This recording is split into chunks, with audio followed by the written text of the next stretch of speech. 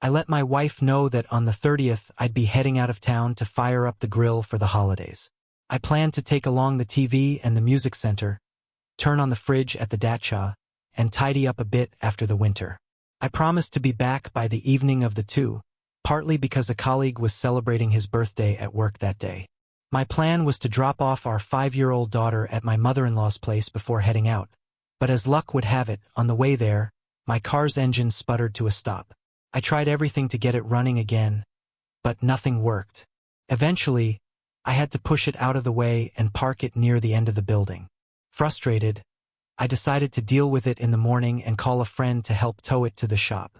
As the evening dragged on, the clock ticked past 10 p.m., then 11 o'clock, and my worry began to grow. My wife still wasn't home.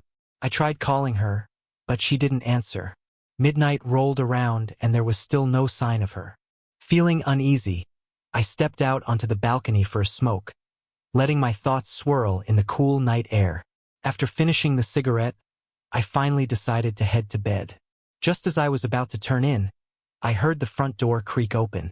My wife had finally come back.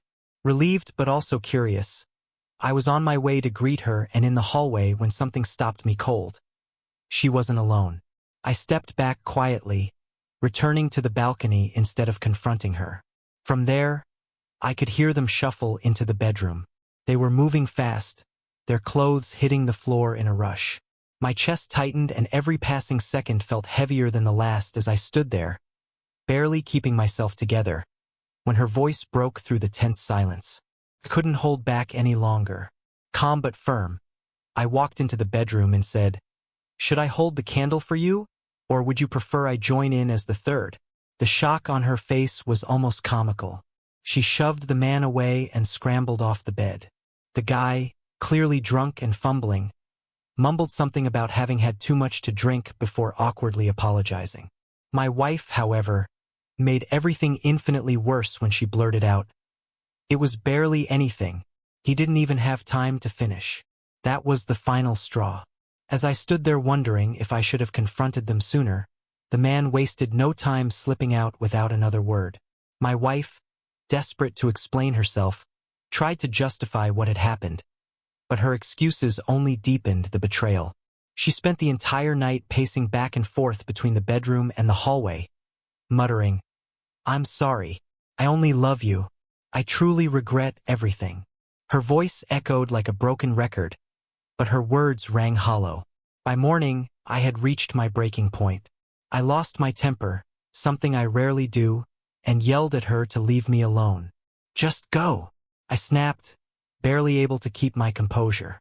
I even swore, something so out of character for me that it startled even me. Later that morning, around 11 a.m., her friend Haley called. It was Haley's birthday, and she asked how my wife was doing. She casually mentioned that her younger brother had brought my wife home the night before, safe and sound. That caught me off guard. I forced a nervous laugh and replied, "I didn't know you had a younger brother." Haley, trying to mask the tension, I joked, "Well, he certainly wrapped her up with a pink ribbon and delivered her like a gift."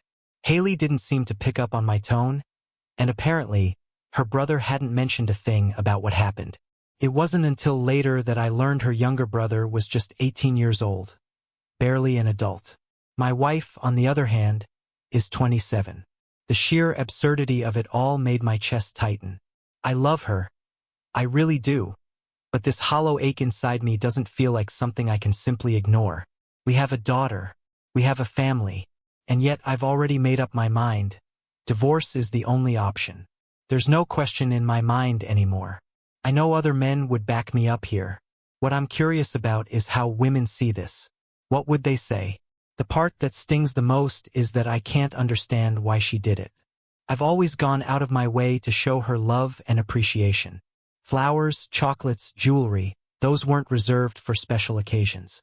I'd buy her a bouquet from the little stand near the bus stop just because. Sometimes, I'd add a nice bottle of wine to surprise her. When I knew she'd be home late, I'd prepare a special dinner, complete with candles, to make the evening feel magical. I cherished those small gestures and the joy they brought her. Thinking about those moments now fills me with a bittersweet longing. What hurts even more is the thought of losing my daughter. She's the light of my life. But let's be honest, courts usually side with the mother in custody cases. The thought of not being there for her, of missing out on her milestones, is unbearable. So here I am, grappling with this empty void and a million unanswered questions. I miss the life we had, the love we shared, but I know I can't go back to that. Not after this. So guys, if you all liked today's story, please like the video and subscribe to our channel. And don't forget to press the bell icon. Thank you for watching.